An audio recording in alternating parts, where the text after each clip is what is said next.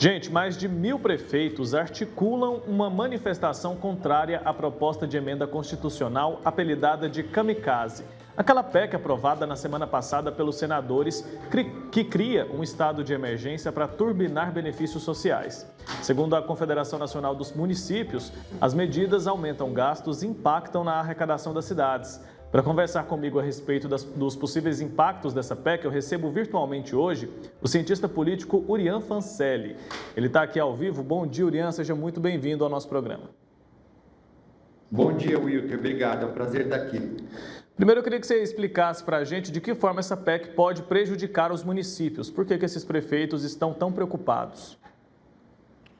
Ela não vai prejudicar só os municípios, né? Vai prejudicar todo mundo, cada um dos brasileiros, porque são medidas puramente eleitoreiras que vão ser aprovadas ou que podem ser aprovadas agora, que tem o objetivo principal de aumentar a popularidade de todos os políticos, não somente do presidente da República, mas também dos parlamentares do Congresso, os senadores, os deputados federais.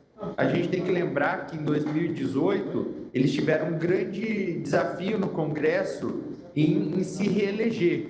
Tanto é que o Congresso ele teve a maior renovação da história nas últimas eleições. E agora, quem foi eleito, que está lá nos últimos 4 anos, tem medo que isso aconteça novamente. Então, para isso, eles têm votado a favor dessas medidas que são super polêmicas, super negativas para a economia brasileira e que todo mundo vai pagar o preço a 3 meses das eleições.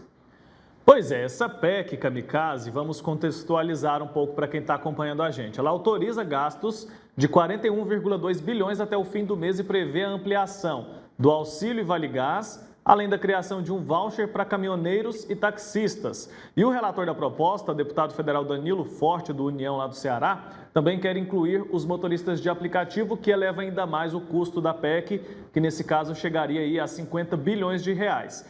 Quero saber de você, então, por que o governo só teve essa iniciativa agora? Como você disse, faltando 3 meses para a eleição. Está todo mundo com a corda no pescoço. E eu estou falando do governo, quero dizer, não apenas o presidente, né? Mas também os senadores, também os deputados. Por que essa urgência agora, faltando somente esse período tão curto para as eleições desse ano?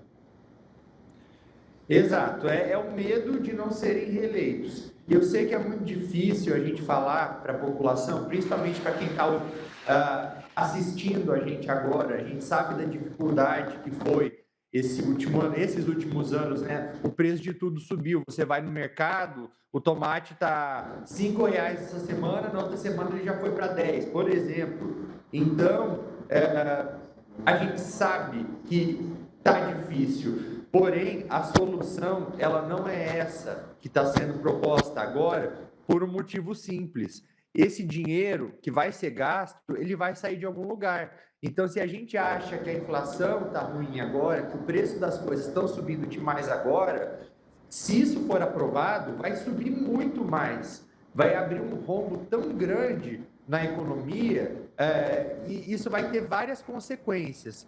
Por exemplo, uma das primeiras coisas que vai acontecer vai ser um aumento gigantesco do dólar, que vai encarecer ainda mais tudo.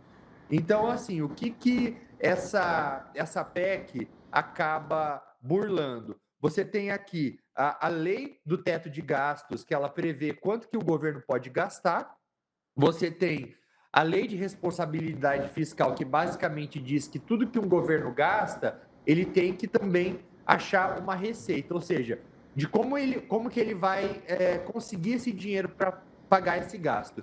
E por último, existe também uma lei na legislação eleitoral que diz que no ano das eleições o presidente da República ele não pode criar benefícios diretos, na verdade são 6 meses antes das eleições, para os eleitores.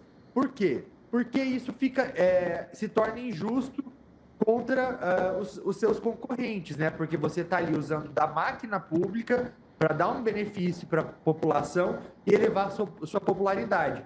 A partir do momento que eles decretam um estado de emergência, é uma maneira de tentar burlar essas leis para benefício próprio.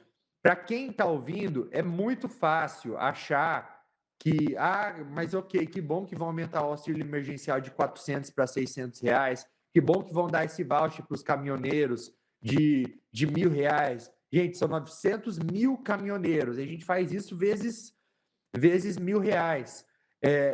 Agora querem incluir também os motoristas de aplicativo. É uma maneira de comprar o eleitor. E não é que está saindo esse dinheiro do bolso deles. Isso aí está saindo do nosso bolso, todo mundo vai pagar a conta. Isso aí tem o nome: clientelismo, que é a troca de apoio político por bens materiais com a população. A grosso modo, é como se a gente dissesse que estão tentando comprar o voto das pessoas, oferecendo agora, há pouco tempo da eleição, um benefício que vai sim fazer a diferença, especialmente no bolso dos mais pobres.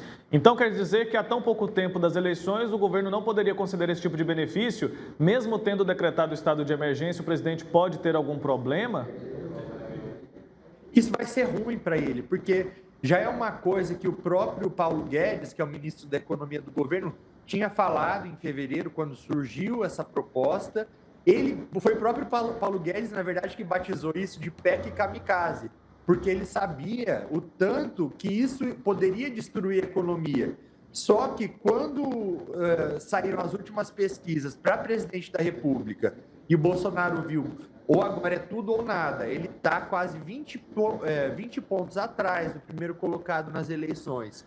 Então, é uma tentativa desesperada de tentar subir nas pesquisas. E esse tipo de tática é muito característico aqui da América Latina, né? São de políticos populistas que tentam usar a máquina pública para se perpetuar no poder, para serem reeleitos. Então, agora não teve jeito, ele teve que resgatar uma coisa que o próprio governo considerava que não era bom. Pois é, e o que diz a lei sobre esse estado de emergência? Usar isso de qualquer jeito, toda vez que quiser furar o teto de gastos, isso pode representar problemas, né, Urian? Como que a gente pode avaliar essa questão, o decreto ali, o anúncio, né, desse estado de emergência? Isso pode representar que tipo de problema, se isso ficar sendo usado corriqueiramente? Isso foi usado... Isso deveria ser usado, por exemplo, durante a pandemia, que você tem que ir lá de maneira urgente construir hospitais, comprar vacina. Aí faz sentido, porque é uma situação inesperada, uma situação que ninguém estava achando que aconteceria, que veio do nada. Agora, você usar uma situação, decretar um estado de emergência, significa que é uma emergência. Porém, é uma emergência eleitoral para o presidente, porque isso tudo que ele está tentando remediar agora é resultado da própria incompetência no governo, porque tudo isso poderia ter sido contornado caso ele tivesse feito uma boa gestão ao longo desses 4 anos, mas não foi o que aconteceu. É uma maneira de querer burlar as leis para comprar voto. Certo, parece que o governo está tentando resolver a questão da inflação, a questão dos combustíveis, custe o que custar. Votar contra isso hoje pode ser muito perigoso, né? Você acha que essa proposta, essa PEC, ela deve sim chegar ao fim, deve ser aprovada? Infelizmente sim, a maioria dos senadores aprovou no Senado. Pelo que eu vi, parece que o único a votar contra foi o senador José Serra, do PSDB, aqui de São Paulo, porque também é muito difícil você explicar para o eleitor médio, porque as pessoas elas só conseguem enxergar isso pela falta de conhecimento e de estudo que tem no país, que consequência da má gestão pública, elas só conseguem enxergar o benefício que isso vai trazer, mas elas não conseguem enxergar o custo e que lá na frente elas vão pagar esse preço. É meio que complicado para um parlamentar explicar para os eleitores por que ele votou contra, sendo que, na verdade, todos deveriam votar contra. Então, eu acredito que na Câmara pode ser que seja aprovado sim, infelizmente. Queria que você falasse um pouco mais sobre a questão da inflação. Os especialistas têm falado muito sobre um efeito rebote na inflação. É isso que você falou, né? Hoje a gente tem uma queda nos preços, mas depois a gente paga essa conta com juros. Fala um pouco para quem está nos acompanhando. Eu queria trazer mais para a realidade dessas pessoas, porque como você disse, é difícil explicar isso para o eleitor, né? Como que isso se veria, por exemplo, no ano que vem? Aumento do dólar, aumento do preço dos alimentos, aumento de tudo. A gente tem que pensar que hoje está tudo interligado. Quando você fala de um aumento de um combustível, por exemplo, é sempre um aumento em cadeia. Isso não vai prejudicar só a pessoa que usa gasolina, que usa o transporte público, ou que precisa abastecer seu próprio carro para ir para o trabalho. No Brasil, a maior parte dos transportes de mercadorias, inclusive de alimentos, são feitos com base no transporte rodoviário, ou seja, caminhões.